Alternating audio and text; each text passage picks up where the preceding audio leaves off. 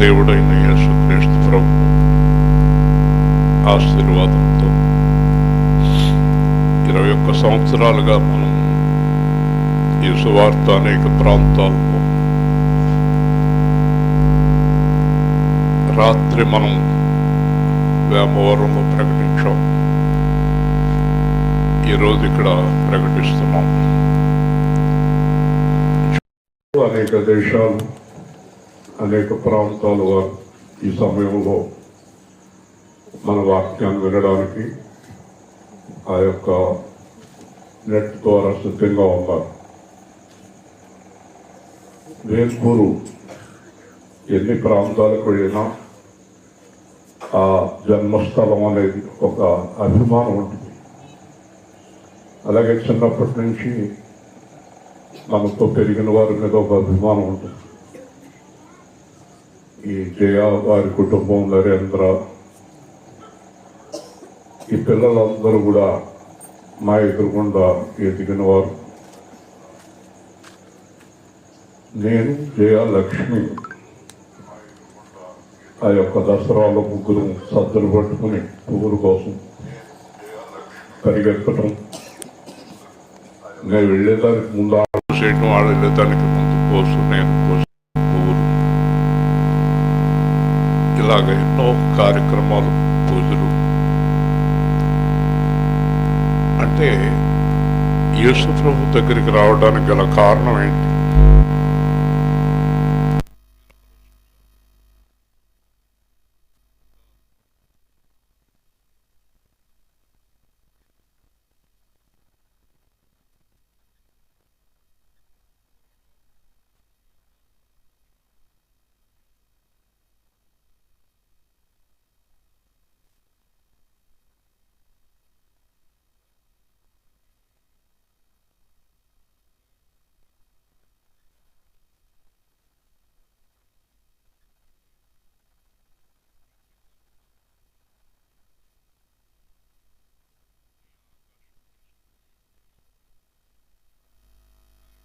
చిన్నప్పటి నుంచి పరీక్షించడం ప్రారంభించాం.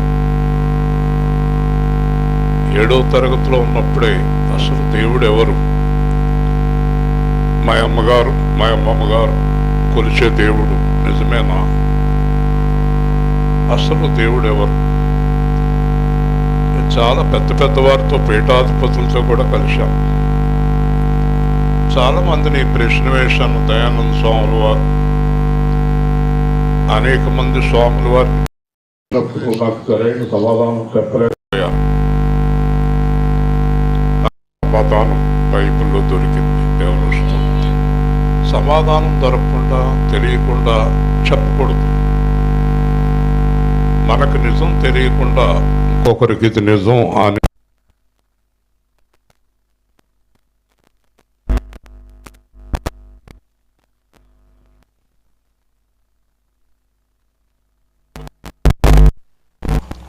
సనాతన ధర్మం కూడా విగ్రహము దేవుడు కాదు, ఆత్మే దేవుడు అని చెప్పింది. కాబట్టి ఈ ఆత్మ ఈ అన్ని ఆత్మలకి సుపీరియర్, ప్రధానమైన ఆత్మ. మానవుల్లో ఉన్నటువంటి ఆత్మలకు అందరికీ అధికారి పరలోకంలో ఉన్న ఆత్మ. అనేక రూపాలు, అనేక పేర్లు మనుషులు పెట్టుకున్నారు. అది వారి సందర్భాలను బట్టి పెట్టుకున్నారు. గణపతి సచ్చిదానందని అడిగాను మైసూరులో.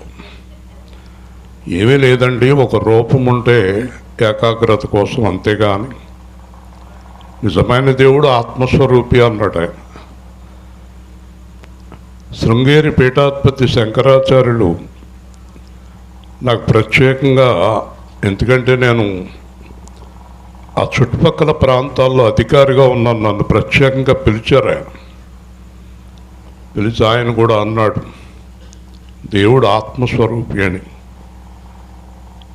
కాబట్టి దేవుడు అంటే మనలో ఉండే ఆత్మ ఇచ్చినటువంటి ఆత్మస్వరూపి.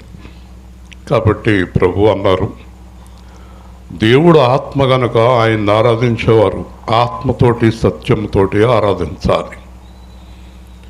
ఇప్పుడు ఇంకొకటి ఏంటంటే, ఏ మతంలో ఉన్నప్పటికీ పాపం మానలేదు. చూడండి, మానవులు తాగుడు, వ్యభిచారాలు, జూదాలు, ఒకరినొకరు మోసం చేసుకోవటాలు. కాబట్టి అన్నిటికంటే ధర్మం, బైబిల్ కూడా చెప్తుంది, నీ పొరుగువానికి కీడు చేయకూడదు. దేవుని స్తోత్రం. ఎట్టి పరిస్థితుల్లోనే మన వల్ల ఎవరు బాధపడకూడదు, మోసం చేయకూడదు, వంచకూడదు, ఎవరి సొమ్ము దోసుకోకూడదు. ఒక నీతి అనేది ప్రతి దాంట్లోనే ఉంది. కాబట్టి బైబిల్లో దేవుడు ఏం చెప్తాడంటే, పరిశుద్ధులై ఉండాలి, పాపము లేని వారై ఉండాలి. సరే, మానవ జన్మ ఎత్తిన వారిలో ఎవరు పాపం లేని వారు లేరు. జన్మ పాపము, కర్మ పాపము. ఎందుకంటే ఒక ఋషి ఎంత తపస్సు చేస్తున్నా కూడా మనసులో పాపం ఉంటుంది అతనికి. ఒక సన్యాసి ఎంత సాధు అయినా కూడా మనసులో పాపం ఉంటుంది. కాబట్టి పాపము లేని వ్యక్తి ప్రపంచంలో ఏ మానవుడు లేడు. అంటే ఒక ఊహ, ఒక అబ్బాయి ఒక అమ్మాయిని చూసినప్పుడు ఒక తలంపు వస్తుంది, అది పాపం బైబిల్ ప్రకారం. చెడు తలంపులు పాపం, చెడు ఊహలు పాపం, చెడు ఆలోచనలు పాపం. కాబట్టి నేను పాపం లేదు అని ఎవరైనా అంటే అది తప్పు, అది అబద్ధం. కాబట్టి పాపము నుండి విడిపించడానికి ఆత్మదేవుడు చేసిన ఏర్పాటు యేసుక్రీస్తు.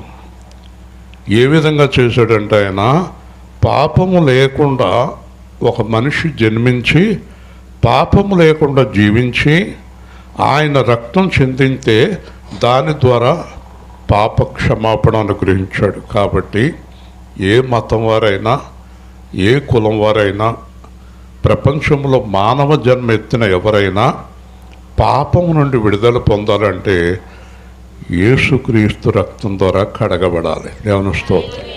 ఇది నేను గ్రహించి అన్ని పురాణాలు చదివి, అనేక గ్రంథాలు చదివి, అనేక ప్రాంతాలు తిరిగి, అనేక దేశస్థులతో చూసి గ్రహించి చెప్తున్నటువంటి విషయం.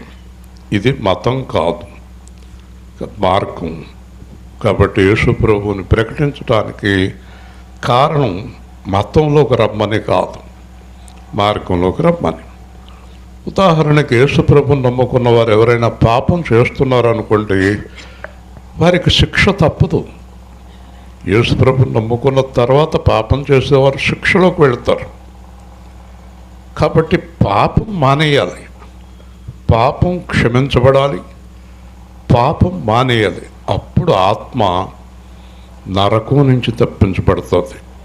3 లోకాలు ఉన్నాయి: దేవుని లోకం, భూలోకం, నరకలోకం. భూలోకంలో ఇప్పుడు మనం ఉన్నాం. దేవుని లోకం ఆకాశ మహాకాశాల పైన ఉంది. నరకలోకం పాతాళంలో ఉంది. పాపం చేసిన ఏ వ్యక్తి అయినా నరకానికి ఎన్ని పూజలు చేసినా, ఎన్ని పునస్కారాలు చేసినా, భోజనాలు పెట్టినా, సంతర్పణ చేసినా, యజ్ఞ యాగాదులు ఎన్ని చేసినా వాడు పరలోకానికి వెళ్ళడు. పాపం కడగబడాలి. పాపం పరిశుద్ధ రక్తంలో కడగబడాలి. ఆ పరిశుద్ధ రక్తం ఒక్కరే యేసుక్రీస్తు రక్తం. జ్ఞాన స్తోత్రం. ఈ యేసుక్రీస్తు రక్తం ఎవరికైనా ఇస్తారంటే ఎవరికైనా ఇస్తాడు. ఆయన నమ్మి ఆయన దగ్గరికి వచ్చి పాపం నుంచి నేను విడుదల పొందాలంటే ఆయన రక్తం ఇచ్చి విడుదల చేస్తారు. తర్వాత ఇంకెప్పుడు మనం పాపం చేయకూడదు. కాబట్టి మన సువార్త 21 సంవత్సరాలుగా ఆటంకం లేకుండా అనేక ప్రాంతాల్లో నన్ను సత్సాయిబాబా సమాజం వారు పిలుస్తారు. కొన్ని చోట్ల ఎమ్మెల్యేలు, ప్రెసిడెంట్లు పిలుస్తారు. ఆయన చెప్తే వినాలని ఉందని నన్ను పిలిచేవారు ఎందరో. ఈ టైంలో 650 మంది అన్ని ప్రాంతాల నుంచి వింటూ ఉంటారు. ఈరోజు మీ దగ్గరికి వచ్చింది నరేంద్ర గారు కుటుంబం ఆశీర్వదింపబడాలి, అలాగే పరిశుద్ధ బాబు గారి కుటుంబం, అలాగే మా క్లాస్మేట్ అయిన జై గారి కుటుంబం, ఇద్దరం కలిసి ఒక్కసారి బెంచ్ మీద కూర్చున్నాం. మాణిక్యం గారు సరస్వతమ్మ గారు జాయిన్ చేశారు. తర్వాత మళ్ళీ నాకు ఆవిడ కనపడలేదు. కాబట్టి ఇంత అద్భుతమైనటువంటి కృప.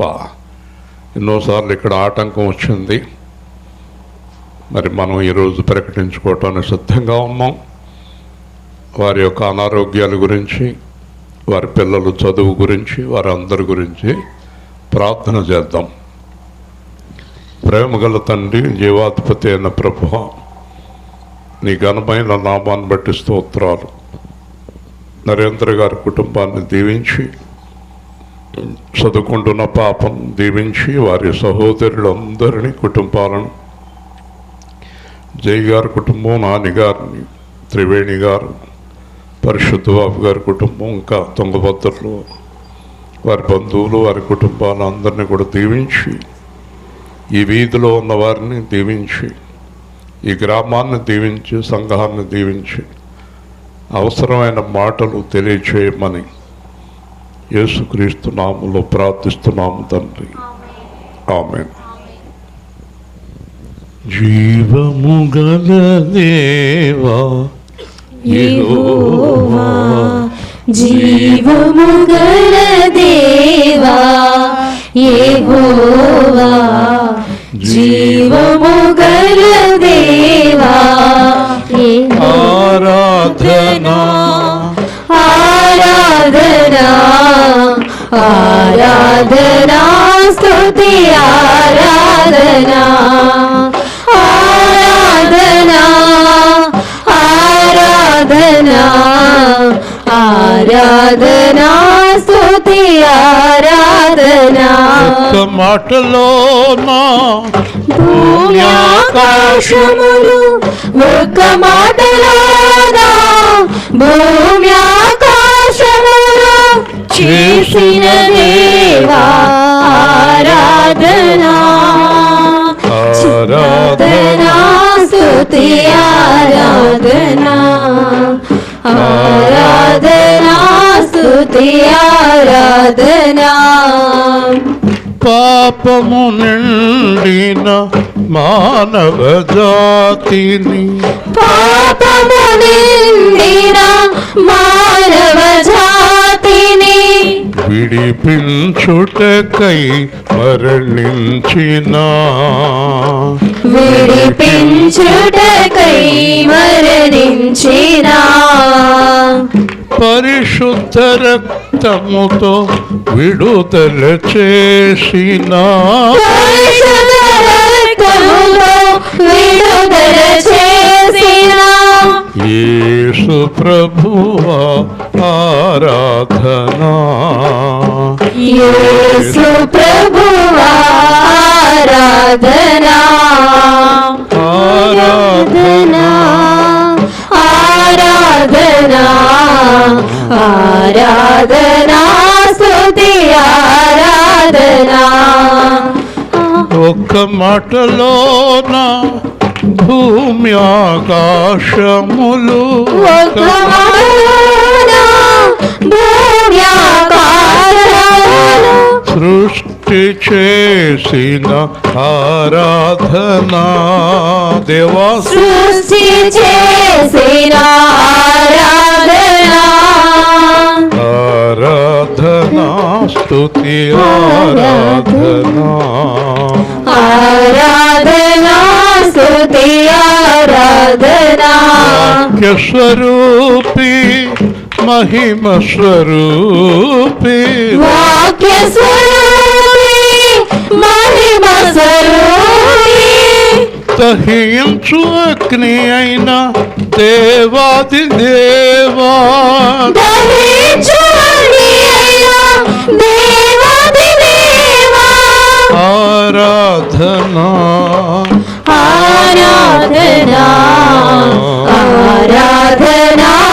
స్తుతి ఆరాధన ఎదిగిన వారిని నలిగిన వారిని విరిగిన వారిని నలిగిన వారిని దుఃఖించు వారిని ఓదార్చువాడవు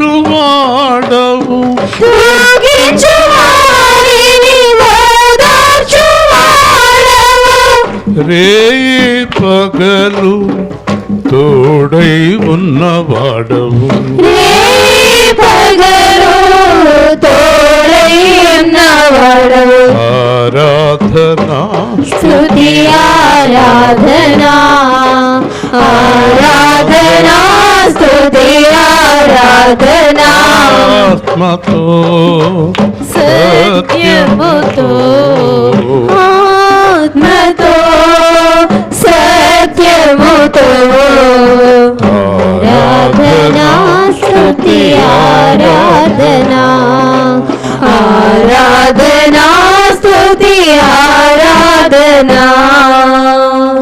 కూర్చుందాం కూర్చుందాం అందరం.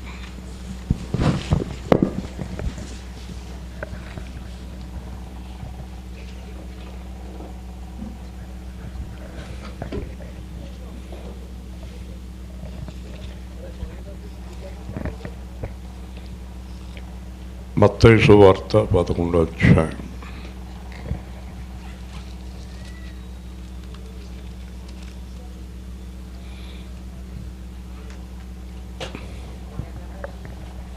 ఇరవై 28వ వచనం.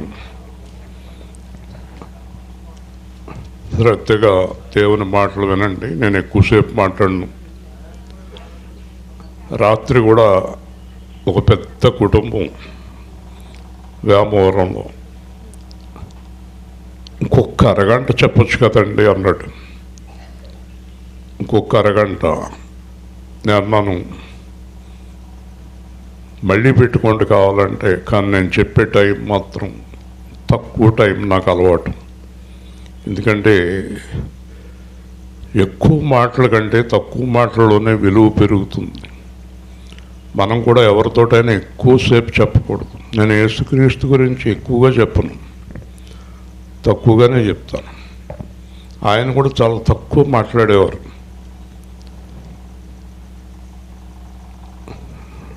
ఒక మనిషి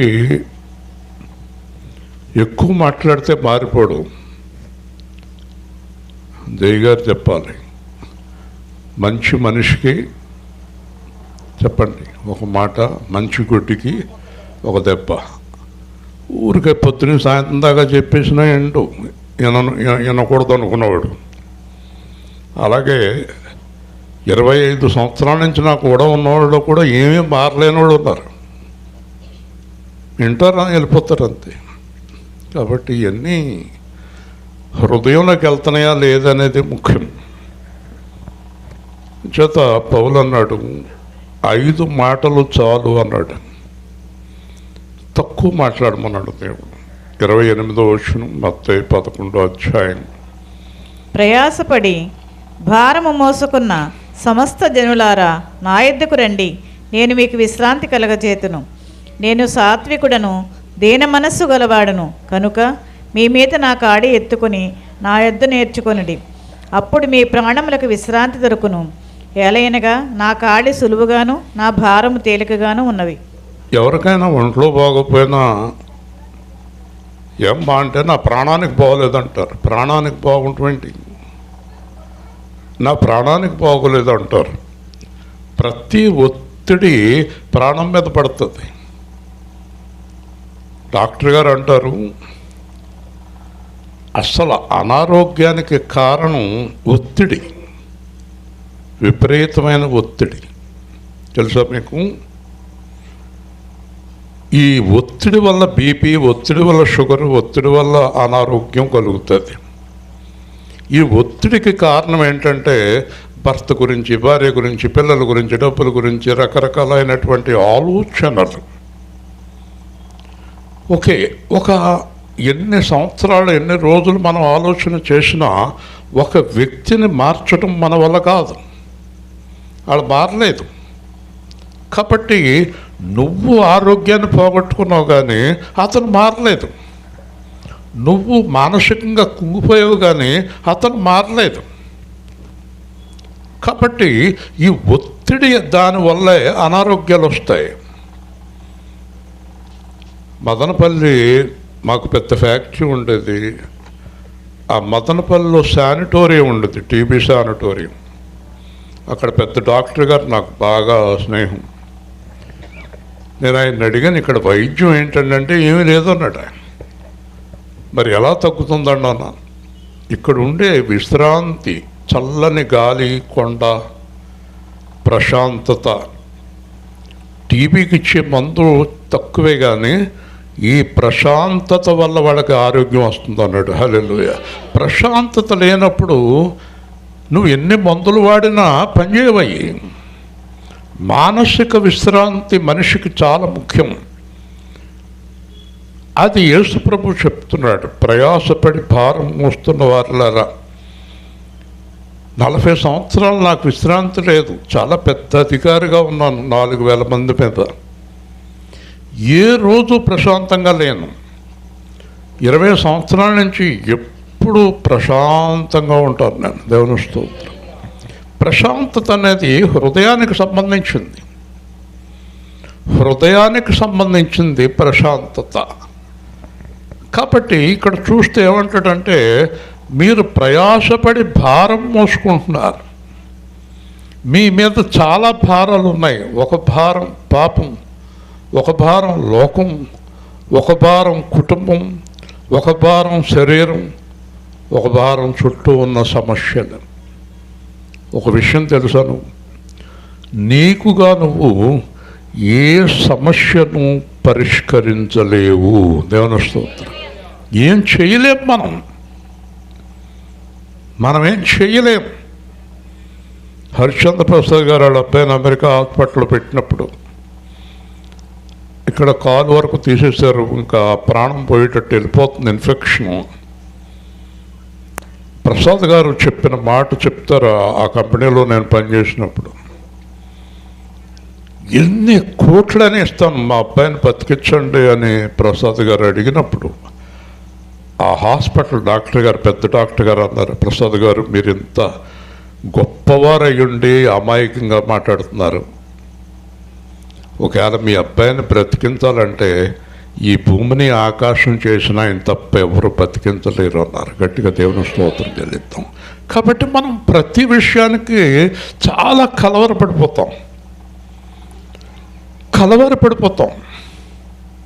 వింటున్నారా? మనం చాలా కంగారుగా. మొన్న నేను రైల్వే స్టేషన్లో కూర్చున్నప్పుడు భార్యాభర్తలు వచ్చినప్పుడు భర్తల బయట నుంచి ఏదో బ్యాగ్ తెస్తున్నాడు. భార్య ట్రైన్ ఎక్కేసింది, ట్రైన్ కదిలిపోతుంది. ఈయన పరిగెత్తుకొచ్చి ఎక్కుతానికి ప్రయత్నం చేస్తుంటే నేను గట్టిగా కేకలేశాను, ఆగు అన్నాను. ఆగిపోయాడు. ఆగు నువ్వు అన్నాను. ఆగిపోయి ఎవడు అన్నాడు, చచ్చిపోతావా నువ్వు, ఆ రైలు కింద పడి చచ్చిపోతావు. అవతట్లోగా వాళ్ళందరూ వచ్చారు, టీసీలు బుద్ధుందా నీకు, ఏంటి అలాగా పరిగెడుతున్నావు, ఏంటి చచ్చిపోతావు నువ్వు. అప్పుడు అన్నాడు, మా ఆవిడ ఎక్కేసిందండి, నేను ఉండిపోయానండి. మీ ఆవిడ ఎక్కడో దిగుతుంది, తర్వాత నువ్వు వెళ్ళి దిగు, ఇంకో ట్రైన్కి వెళ్ళు, బస్సుకి వెళ్ళు, ప్రాణం పోగొట్టుకుంటావు మూర్ఖుడా. చూసారా, చూస్తూ ప్రాణం పోయేది. నేను గట్టిగా కేక వేశాను అతను. అలాగే ఒక్కొక్కసారి టైం అయిపోయిందని చాలా వేగంగా వెళుతూ చచ్చిపోయిన సందర్భాలు చాలామంది. నా భర్త బాగోలేదు, అతను వ్యసనాలతో ఉన్నాడని బెంగ పెట్టుకుని చచ్చిపోయిన కుటుంబాలు, పిల్లలు సరిగ్గా లేరని బాధపడిన కుటుంబాలు. ఇంతకీ మరి ప్రభు ఏం చెప్తున్నారో తెలుసా? ఆ భారాలన్నీ కూడా నా మీద వేయమంటున్నాడు. హల్లెలూయా. నాకు అప్పచెప్పు, ప్రార్థన చేయి. నేను జీవం గల దేవుణ్ణి. నేను నీ భర్తను మార్చగలను, నీ భార్యను మార్చగలను, నీ పిల్లలను మార్చగలను, నీ చుట్టూ ఉన్న వారిని మార్చగలను. ఎందుకంటే నేను ఆత్మలోనికి ఆత్మస్వరూపుగా వెళ్ళి వాళ్ళను మార్చగలను. నువ్వు ఎప్పటికీ ఒక్క మనిషిని కూడా మార్చలేవు. దేవుని స్తోత్రం. అర్థమైందమ్మా? అర్థమైందా మీకు? ఎవరిని మార్చలేరు. మీరు ఈవిడి కలిపి చాలా సంవత్సరాలు పోర్షన్లో ఉన్నట్టున్నారు, పక్క పోర్షన్లో కదా. మార్చింది ఈవిడ మిమ్మల్ని. ఆవిడ వల్ల అవుద్దా, మీ వల్ల అవుద్దా? ఇవన్నీ కూడా సాధ్యం కాదని వింటున్నారా? మా అమ్మనే మా నాన్నని నేను మార్చగలిగానా? మా అమ్మ అంది, ఏదో ఇలాగ వెళ్ళిపోనివరా బాబు అంతే. సరే వెళ్ళిపో అన్నాను. ఎవరు ఆపుతారో అని పట్టుకుని. వింటున్నారా? ఎవరు చెప్పండి మార్చలేరు. ఎవరినైనా మార్చే శక్తి ఎవరికి ఉంది? దేవుడికి ఉంది. ఆ దేవుడు ఎవరు? ఆత్మస్వరూపి. ఆ ఆత్మస్వరూపే శరీరధారిగా వచ్చిన యేసు ప్రభు. హల్లెలూయా. కాబట్టి నేను 460 మందికి రక్షణ ఇచ్చాను. నాకే రక్షణ లేదు. నేను 460 మందికి రక్షణ ఎలాగిచ్చానంటే ఆ 460 మందితో నేను మాట్లాడివ్వలేదు, దేవుడు మాట్లాడి నడిపించాడు. హల్లెలూయా. కాబట్టి దేవుడు చేయాల కార్యం, మనుషుల వల్ల అవ్వదు. ప్రాణము పోయేవాడు, ప్రాణము తీయవాడు అన్నీ ఆయన చేతిలో ఉన్నాయి. అన్నీ ఆయన చేతిలో ఉన్నాయి. కాబట్టి ఈరోజు నేను ఏం ప్రకటించడానికి వచ్చానంటే, మీరు మీ గదిలోనికి వెళ్ళి మీ సమస్యలన్నీ కూడా ప్రార్థన చేసి దేవుడితో చెప్పండి అని చెప్పడానికి వచ్చాం. ఆయన మీకు విశ్రాంతినిస్తానంటున్నాడు. మొట్టమొదట మన మీద ఉన్నటువంటి పాప భారం తొలగిపోవాలి. ఈ పాప భారం అనేది మనకి విశ్రాంతి లేకుండా చేస్తుంది. మానసికమైనటువంటి విశ్రాంతి అనేది ఉండదు అన్నమాట. కాబట్టి దేవుడు ఏం చేస్తాడంటే నీ మనసుకు విశ్రాంతి ఇస్తాడు. నీ మనసుకు విశ్రాంతి ఇస్తాడు. ఎలాగిస్తాడో చెప్పనా? నేను నా భార్య చాలాసార్లు ప్రయాణం చేస్తాం. ఆ ట్రైన్స్లో రకరకాలుగా ప్రయాణాలు చేసినప్పుడు ఆవిడ హైదరాబాద్లో కానీ బెంగళూరులో కానీ రైలు ఎక్కిన వెంటనే పడుకుంటుంది. ఆ ఏసీ చల్లగా ఉంటాయి కదా, రగ్గు కప్పేసుకుని పడుకుంటుంది. నేను కరెక్ట్గా పెట్టుకుని 4:30కు వస్తుంది తణుకు ట్రైన్. నేను భీమవరం దగ్గర లెగొస్తాను. భీమవరం నుంచి లెగ్గొడుతూ ఉంటాను. తణుకొస్తుంది. ఆవిడ అలా పడుకోవటానికి కారణం నేను ఖచ్చితంగా లేపుతాను స్టేషన్లో అని. దేవుని స్తోత్రం. అలాగే మన దేవుడు నాడే కునుకడు నిద్రపోడు. మన భారం ఆయన మీద వేసేసినప్పుడు ఆయన మన సమస్యలన్నీ తీరుస్తాడు.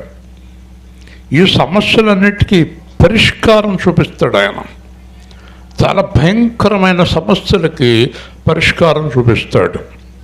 ఒక ఆయన కాలు చేయ పడిపోయి చాలా కాలం మంచం మీద ఉన్నాడు. ఆ ప్రాంతానికి యేసుప్రభు వచ్చారు. ఆయన మంచం మీద మోసుకొని యేసుప్రభు దగ్గరికి తీసుకొచ్చారు.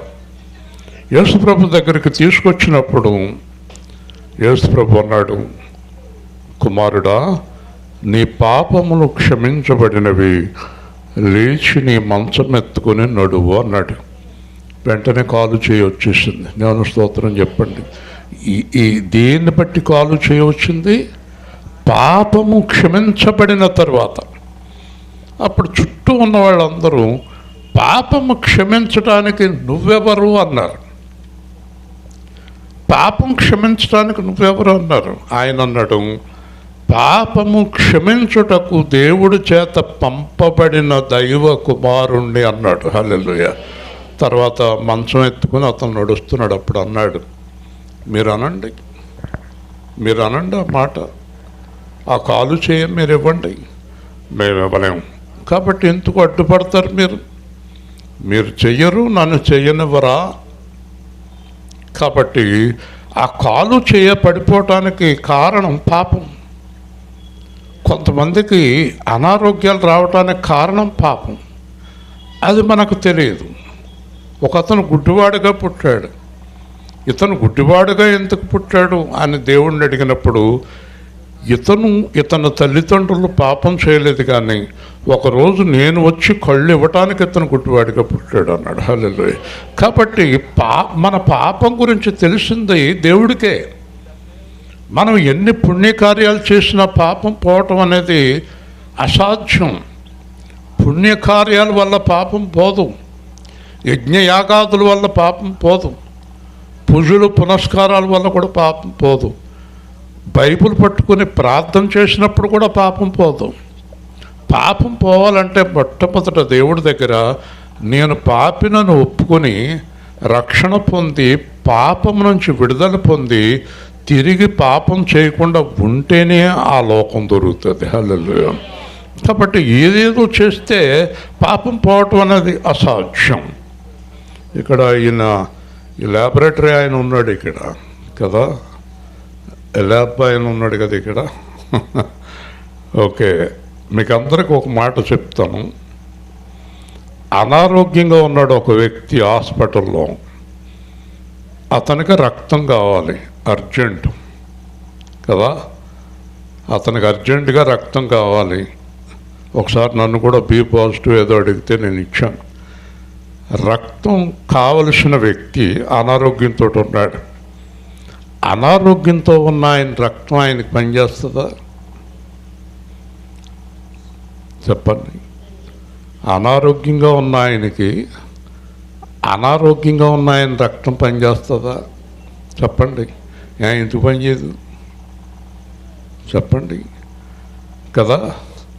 అనారోగ్యంగా ఉన్న వ్యక్తికి అనారోగ్యంగా ఉన్న వ్యక్తి రక్తం పనిచేయదు. అన్ని టెస్టులు చేసి ఆరోగ్యంగా ఉన్న రక్తమే పనిచేస్తుంది. అంతేనా? ఆయన ఏదో ఆలోచనలో ఉన్నాడు, అవునా కదా? అనారోగ్యంగా ఉన్న వ్యక్తికి అనారోగ్యంగా ఉన్న రక్తం ఎలా పనిచేయదో ప్రపంచంలో పాపములో ఉన్న మనిషికి పాపములో ఉన్న మనిషి రక్తం పనిచేయదు. హల్లెలూయా. అందుకే దేవుడే మానవుడిగా వచ్చి తన యొక్క రక్తాన్ని చిందించి ఆ పరిశుద్ధ రక్తం ద్వారా విడుదల అనుగ్రహించాడు. హల్లెలూయా. అర్థమైందా మీకు? యేసుక్రీస్తు రక్తం మనకు ఎందుకు కావాలి? పాపము నుండి విడుదల పొందటానికి కదా. చాలా చోట్ల పాటలు అడుగుతూ ఉంటారు, కానీ పాటలు ఎక్కువైపోతే ఎంత తక్కువ పాడుతూ ఉంటారు. ఈ పాటలని మా అమ్మమ్మ దగ్గర నుంచి అలవాటైంది కదా. నీకు అలవాటైందా పాట? దయా పైనున్న ఆకాశమందునా క్రిందున్న భూలోకమందునా పైనున్న ఆకాశమందునా క్రిందున్న భూలోకమందునా లేదు రక్షణ ఏ నామమునా లేదు పాప విమోచన లేదు పాప విమోచన పైనున్న ఆకాశమందునా అన్ని నామములకు పైన గలదు ఉన్నతంబగు యేసునామం యేసునామములో శక్తి గలదు దుష్టులకు శాశ్వత ముక్తి గలదు పైనున్న ఆకాశమందునా యేసునామము ధరించగానే మనసు మారి నూతన మగును భేదమేమీ లేదెవ్వరికి నాదుని స్మరింపగా పైనున్న ఆకాశమందునా యేసునామములో శక్తి గలదు శాశ్వత శాశ్వతానంద శాంతము కలదు యేసు నామములో రోగ శుద్ధి విశ్వసించిన మోక్ష సమృద్ధి పైనున్న ఆకాశమందున్న. ఒకసారి ఒక అతను ఆ గ్రామం శ్మశానం దగ్గర ఉండేవాడు. రాళ్లతో కొట్టుకునేవాడు, వస్త్రాలు లేకుండా తిరిగేవాడు. ఊరంతా అటు పక్కకి వెళ్తానికి భయపడేవారు. మొన్న పేపర్లో కూడా వేశాడు, ఒక చోట ఒక మతిస్థిమితం లేని వ్యక్తి రాళ్ళు పట్టుకుని ఆ సెంటర్లో ఆ పోలీసుల్ని మొత్తం అందరిని కొట్టేస్తున్నాడు. అని పట్టుకోవడం చాలా కష్టమైంది. ఆ రాళ్ళు తీసుకొట్టేస్తున్నాడు. ఓ రోజు నేను రాజమండ్రి నుంచి వస్తుంటే ఒక చోట ఎక్కడో కానీ నా కారు ఎదురుగుండా ఒక ఆయన కర్రట్టుకుని ఇలా రెడీగా ఉన్నాడు. అందరినీ కొట్టేస్తున్నాడు. నా కారు గ్లాస్ మీద కొట్టేస్తాను రెడీగా ఉన్నాడు. ఏం చేయాలో అర్థమవుతలేదు. వీళ్ళందరూ ఎవరంటే మీకు తెలుసో తెలియదు, అపవాది శక్తులు, దురాత్మలు, అంటే దెయ్యములు అంటారు వాటిని. అవి పట్టేస్తాయి, మనిషిని లోపల పట్టేస్తాయి. అలాగా అతన్ని పట్టేసి ఎన్నో సంవత్సరాల నుంచి చాలా ఇబ్బంది పెడుతున్నాడు అతను. ఆ రోజు ఆ గ్రామానికి యేసుప్రభు వచ్చి డైరెక్ట్గా శ్మశానం దగ్గరికి వెళ్తారు. వాడు ఆ యేసుప్రభు మీద కూడా రాయేయటానికి సిద్ధపడుతున్నాడు. అప్పుడు ఎవరు నువ్వు అన్నాడు యేసుప్రభు. మేము దెయ్యాలం ప్రభువా, ఇతనిలో ఉన్నారు, ఎంతమంది ఉన్నారు మీరు అన్నాడు. మీకు ఆశ్చర్యం తెలుసా, మీకు 2000 దెయ్యాలు అతనిలో ఉన్నాయి. దేవుని స్తోత్రం. బయటికి వెళ్ళిపోండి అన్నాడు. ఆ దెయ్యాలు ఉన్నాయన్న విషయము యేసుప్రభువు తప్ప ఎవరికి తెలియదు. 2, ఆయనకి తప్ప అవి ఎవరికి జడవు.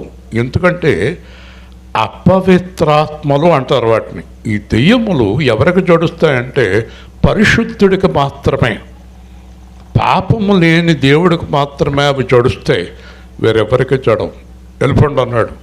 అన్నీ వెళ్ళిపోయాక స్నానం చేసి తలంటుకుని శుభ్రంగా తెల్లటి బట్టలు వేసుకుని అతను కూర్చుంటే ఊరంతా ఆశ్చర్యపోతున్నారు. దేవుని స్తోత్రం. చూసారా, యేసు ప్రభువు రోగములు స్వస్థపరచగలడు, దెయ్యములను వదిలించగలడు, మానసిక స్వస్థత ఇవ్వగలడు, ఎలాంటి భయంకరమైన పరిస్థితులనైనా మార్చగలడు. ఎందుకంటే ఒకతను విపరీతంగా తాగుడుకో లేదా ఏదో ఒక వ్యసనానికి లోనవటానికి బలమైన కారణం ఈ దురాత్మలు. అతన్ని పట్టి పీడించి ఇష్టం వచ్చినట్టు వాడుకుంటాయి ఆ మనిషిని. అందుకే హత్యలు చేస్తారు. ఒకసారి ఒక అమ్మాయిని, చిన్న పాపను పాడు చేసిన వ్యక్తి చనిపోయాడు, ఆత్మహత్య చేసుకున్నాడు. అతను ఆ తర్వాత అనుకుంటాడు, ఇంత దరిద్రపు పని, నీచమైన పని నేను ఎలా చేశానని బాధపడుతున్నాడు. అతను ఎలా చేశాడంటే అవి లోపల దూరుతాయి అన్నమాట. కాబట్టి ఈరోజు మీకు తెలియజేస్తున్నాను, మీ కుటుంబాలు, మీ గృహాలు, మీ జీవితాలు, మీ పిల్లలు సంతోషంగా, విశ్రాంతిగా, మానసిక విశ్రాంతి కావాలంటే సృష్టికర్త అయిన దేవుని కుమారుడైన యేసుక్రీస్తుని ప్రార్థించాలి. దేవుని స్తోత్రం. మేము ఎప్పుడు చేసే పని అదే. వీళ్ళ గురించి సంవత్సరాల తరబడి ప్రార్థన చేస్తున్నాం. మా దగ్గర అన్ని పేర్లు ఉంటాయి, అందరి పేర్లు ఉంటాయి. మాకు తెలుసున్న పేర్లన్నీ రాసుకుని అందరి కోసం ఇంటి దగ్గర శుక్రవారం ప్రార్థనలో అందరి గురించి ప్రార్థన చేస్తాం. ఎందుకంటే మనుషులందరూ ఒక్కటే. మీరు ఎప్పుడైనా ఆలోచించారా? ఏ దేశస్థులైనా ప్రపంచంలో ఈరోజు 850 కోట్ల మంది మనుషులు, భాషలు, రంగులు, రూపాలు వేరైనా అందరికీ 2 కాళ్ళు, 2 చేతులు, 2 కళ్ళే. దేవుని స్తోత్రం. ఎప్పుడైనా ఆలోచించారా? మనుషులంతా ఒక్కటే. వీళ్ళందరినీ వేరుపరిచిన వాడు మోసగాడు, మాయగాడు. యథార్థమైనటువంటి విషయం ఏంటంటే మనుషులందరూ ఒక్కటే, దేవుడు ఒక్కడే. దేవుడికి మనుషులకి మధ్యవర్తిగా వచ్చిన వాడు యేసుక్రీస్తు. హల్లెలూయా. అంచేత ఈ సత్యాలన్నీ కూడా నేను గ్రహించి గ్రహించి ఇన్ని వేల మందికి, లక్షల మందికి నేను బోధిస్తున్నాను. ఇక్కడికి ఈరోజు రావాలంటే మా వల్ల అవ్వదు. ఆ దేవుడు ఏర్పాటు చేస్తేనే మేము ఇక్కడికి రాగలం. కాబట్టి యేసుక్రీస్తు మతము కాదు, మానసిక విశ్రాంతినిచ్చే దేవుడు. హల్లెలూయా. మానసిక విశ్రాంతినిస్తాడు. మానసిక విశ్రాంతి చాలా ముఖ్యం. కొంతమంది ఏసురముల్లో పడుకున్నా, అన్నీ తిని హాయిగా పడుకున్నా మనసుకు విశ్రాంతి ఉండదు. మనస్సుకు విశ్రాంతి ఉన్నప్పుడే అన్నం అరుగుతుంది. మనస్సుకు విశ్రాంతి ఉన్నప్పుడే నిద్ర పడుతుంది. మనసుకు విశ్రాంతి ఉన్నప్పుడే ఆరోగ్యంగా ఉండగలుగుతాం. హల్లెలూయా. కాబట్టి బైబిల్ ఏం చెప్తుందంటే మనసు మార్చుకో, రూపాలు మార్చుకోవద్దు. గౌతమ బుద్ధుడు అన్నాడు, చెడు చూడకండి అన్నాడు, కళ్ళు మూసుకోమన్నాడు. చెడు వినకండి, చెవులు మూసుకోమన్నాడు. చెడు మాట్లాడకండి, నోరు మూసుకోమన్నాడు. యేసుప్రభు అన్నాడు, నోరు మూసుకున్నా, చెవులు మూసుకున్నా, కళ్ళు మూసుకున్నా లోపల గడగడ గడగడ గడగడ గంట కొడతానే ఉంది. ఇవన్నీ మూతేసినా లోపల మూత పడలేదు. యేసుప్రభు అన్నాడు, మనసు మార్చుకుంటే ఇవన్నీ మూసుకోపోయినా పర్వాలేదు అన్న. హల్లెలూయా. మనిషికి ఏం మారాలమ్మా చెప్పు, అర్థమైందా? ఏం మారాలమ్మా? మనసు మారాలి. మనసు మారాలంటే అర్థం ఏంటి చెప్పండి? ఇప్పుడు ఈ అమ్మాయి ఉందనుకోండి, హేమ కూతురు, మళ్ళీ నా మీదకి వచ్చింది. రాత్రుళ్ళు సెల్ ఫోన్ చూస్తుంది అనుకోండి, 9 కాడి నుంచి 11 దాకా. ఎవరు చెప్పినా ఎందు ఆ అమ్మాయి మనసులో వచ్చి నేను సెల్ ఫోన్ చూడకూడదు అనుకుంటే ఏం చేస్తుంది? మానేస్తుంది కదా. ఈ అబ్బాయి అంతే. నేను చూడకూడదని ఎక్కడ అనుకోవాలి? ఆ అమ్మ చెప్పని, నాన్న చెప్పని, ఎవరైనా చెప్పని వాళ్ళు వినరు. అందుట్లో ఈ రోజుల్లో అయితే అస్సలు వినరు. ఎవరి మాట ఎవరు వినరు. ఇప్పుడు కొత్త సిస్టమ్ ఏంటంటే ఎవరి మాట ఎవరు వినని పరిస్థితికి వచ్చేసింది ఇప్పుడు కదండి. కాబట్టి మనసు మారితే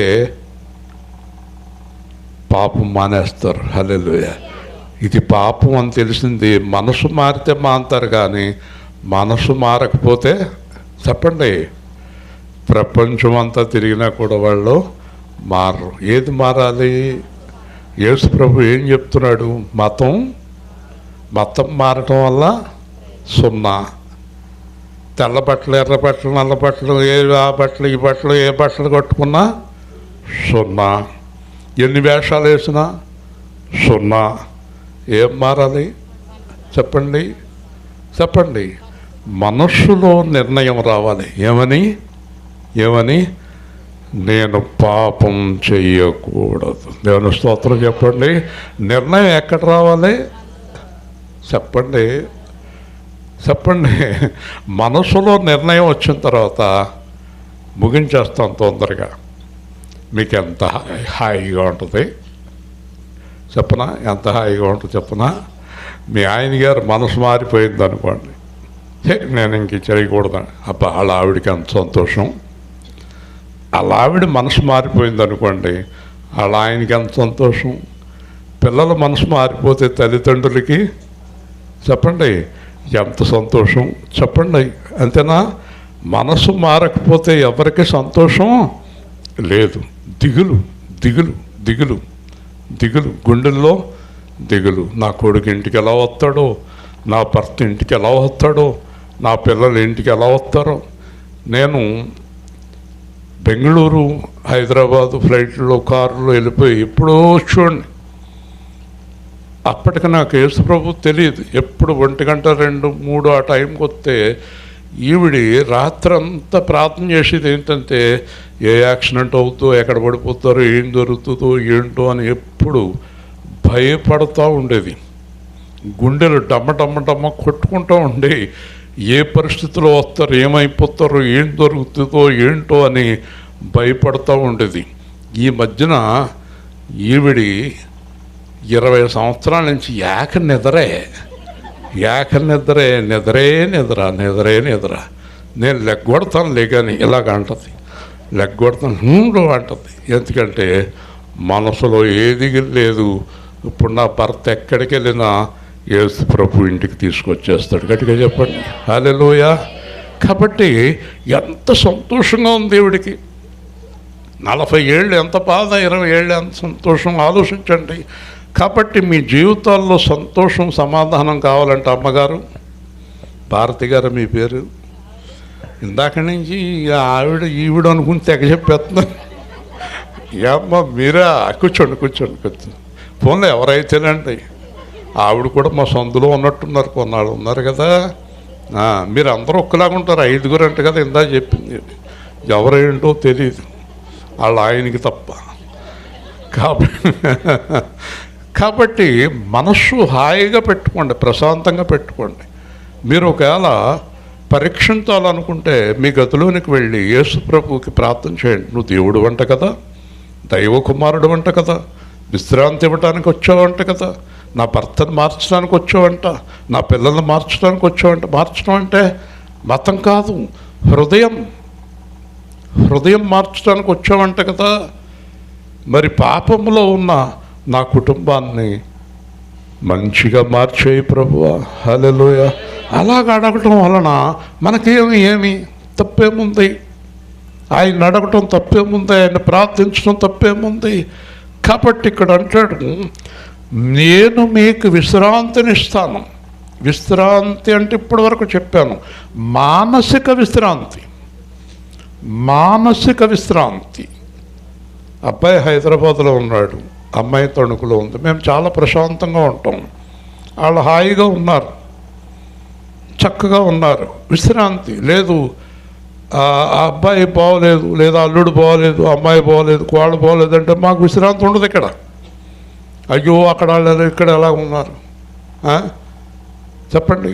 కాబట్టి మనకు విశ్రాంతినివ్వటానికి దేవుడు ఈ లోకానికి వచ్చాడు. అంతేకాదు, నేను ముగించే ముందు చెప్తాను, మనకి చనిపోయిన తర్వాత మర్చిపోకండి, ఆత్మ అనేది చనిపోదండి. మీరు చూడండి, ఎవరైనా చనిపోయినప్పుడు ఏం చెప్తారు?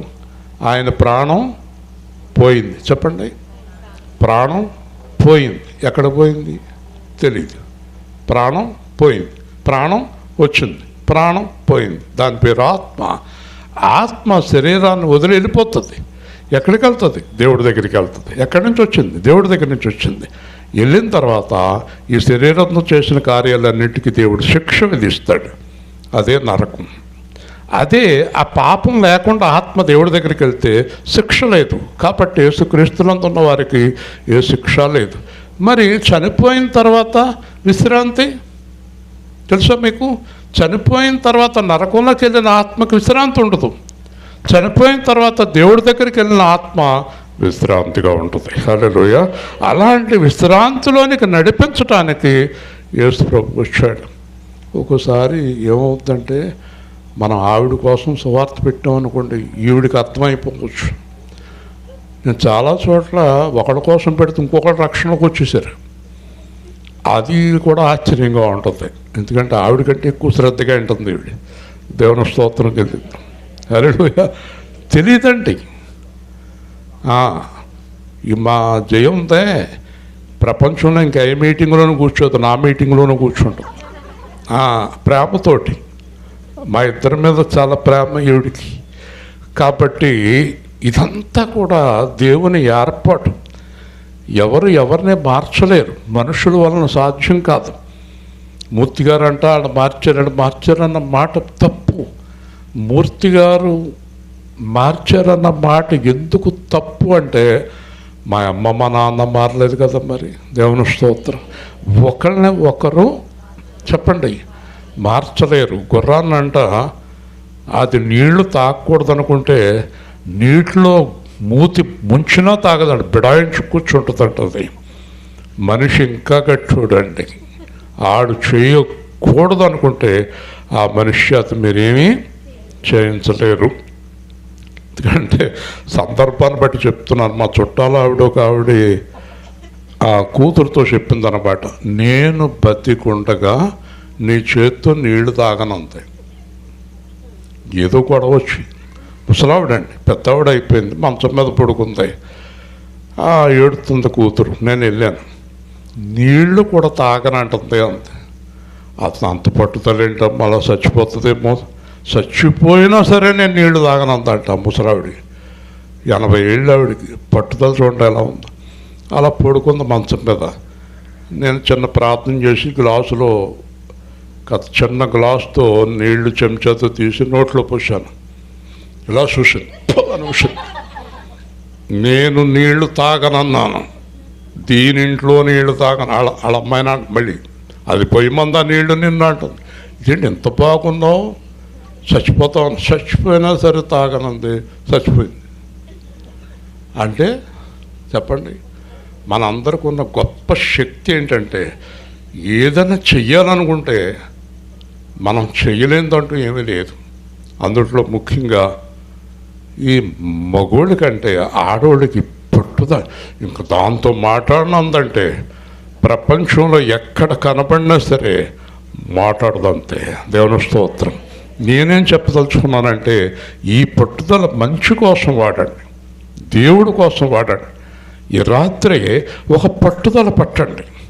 ఏంటో పట్టుదల అంటే, నాకు దేవుడు విశ్రాంతి ఇవ్వాలి, నా కుటుంబాన్ని బాగు చేయాలి, నా హృదయాన్ని బాగు చేయాలి, నా జీవితంలో సంతోషం కావాలి.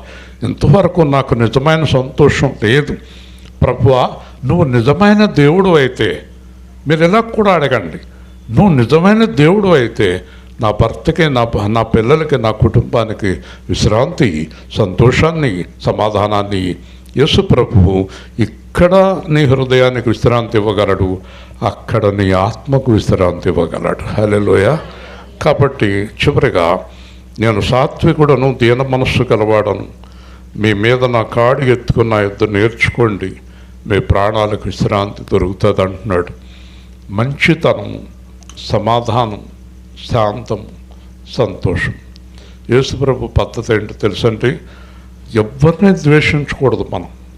మనకు శత్రువులు ఉండకూడదండి, ఎవరికి హాని చేయకూడదు, అందరినీ ప్రేమించాలి.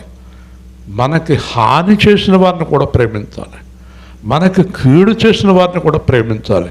అలా ప్రేమించడం వల్ల నీ హృదయాన్ని విశ్రాంతి కలుగుతుంది. హల్లెలూయా. నువ్వు ప్రేమలో శాంతిని పొందుకోగలవు, ప్రేమలో విశ్రాంతిని పొందుకోగలవు. కాబట్టి ఈ ప్రేమమయుడు ఎప్పుడు చెప్తాడు, ప్రేమించండి. ఆయనకి మేకులు కొట్టారు, చేతులకి మేకులు కొట్టారు, కాళ్ళకి మేకులు కొట్టారు, వాళ్ళని క్షమించమని ప్రార్థన చేశాడు. హల్లెలూయా. కాబట్టి ప్రభువుని నమ్ముకున్న వారికి ఎవరు ఉండకూడదు చెప్పాలి, శత్రువులు ఉండకూడదండి. ఒకవేళ మనకి ఎవరైనా హాని చేస్తున్నా కూడా దేవుడు చూసుకుంటాడు, కానీ తిరిగి మనం చెప్పండి హాని చేయకూడదండి. అలాంటి హృదయాన్ని మనం కలిగి ఉండాలి. అంచేత ఈరోజు దేవుడు మనతో చెప్పేది, మనసు మార్చుకోండి, హృదయం మార్చుకోండి, ఎవరి మీద కక్ష పెట్టుకోకండి, ఎవరు పాడైపోవాలని కోరుకోకండి, అందరూ బాగుండాలని కోరుకోండి, అందరూ దేవుణ్ణి తెలుసుకోవాలని కోరుకోండి, అందరూ సంతోషంగా ఉండాలని కోరుకోండి. ఎందుకు నేను యేసుప్రభు గురించి చెప్తున్నానంటే, నాకు చాలా కష్టాలు, చాలా ఇబ్బందులు, చాలా శ్రమలు, చాలా అవమానాలు, చాలా నిందలు పడ్డాను నేను. వీటన్నిటిలోని ఎవరైనా అయితే మరణించాలి, చనిపోవాలి, అంత పెద్ద అధికారం నుంచి కింద పడి అన్ని కోట్ల రూపాయల నుంచి రూపాయలు లేని పరిస్థితికి వచ్చినప్పుడు మేము చనిపోవాలి, అవమానాల పాలయ్యాం, నిందల పాలయ్యాం. అప్పుడు నాకు యేసు ప్రభు దొరికాడు. దేవుని స్తోత్రం. నెమ్మదిగా ఒక్కొక్కటి తీర్చుకుంటా, అన్నీ క్లియర్ చేసి, ఈరోజు నన్ను, నా భార్యని, ఈరోజు అబ్బాయి ఈరోజు ఒక పెద్ద కంపెనీకి జనరల్ మేనేజర్గా ఉన్నాడు. కాబట్టి అందరినీ కూడా చక్కదిద్దుకుంటూ, కుటుంబాలను చక్కదిద్దుకుంటూ, ఆరోగ్యం ఇచ్చి, ఈ వయసులో కూడా పరిగెత్తగలిగినటువంటి ఆరోగ్యం ఇచ్చి, సంతోషం ఇచ్చి నడిపిస్తున్నాడు. కనుక నేను పొందిన విశ్రాంతి, నేను పొందిన రక్షణ, నేను పొందిన ఆనందం నాకు తెలిసిన వారందరికీ పంచాలని నేను సువార్త ప్రకటిస్తున్నాను. హల్లెలూయా. అంతేగాని ఏదో మతాలు మార్చేసి ఏదో చేసేసి అలాంటి పనులు నేను చేయను. అది కరెక్ట్ కూడా కాదు. మీ హృదయంలో ఆ జ్ఞానం కలగాలి, ఆ తెలివి కలగాలి. నేను నిజమైన దేవుడి దగ్గరికి రావాలి, నాకు విశ్రాంతి కావాలి. ప్రేమగల తండ్రి, దేవాధిపతి అయిన ప్రభువా, ఈ ఘనమైన నామాన్ని బట్టి స్తోత్రాలు. ఈ రాత్రికాలమందు మీరు మాతో మాట్లాడారు. మరి నరేంద్ర గారు, వారి కుటుంబాన్ని, వారితో ఉన్న కుటుంబాలను, జయ గారిని, పరిశుద్ధ బాబు గారిని, కూడి వచ్చిన పిల్లల్ని, ప్రతి కుటుంబాన్ని, పిల్లల్ని దీవించి, నరేంద్ర భార్య గారికి సంపూర్ణ ఆరోగ్యం అనుగ్రహించి పూర్తిగా స్వస్థపరిచి కుమార్తె చక్కగా చదువుకోవడానికి సహాయం చేసి వారి అక్క చెల్లెళ్ళు, పిల్లలు, వారి కుటుంబాలను దీవించి ఈ వీధి వారిని, గ్రామాన్ని దీవించి మహిమ పొందమని యేసు నామములో అడుగుతున్నాం తండ్రి. ఆమేన్. మంచిదమ్మా.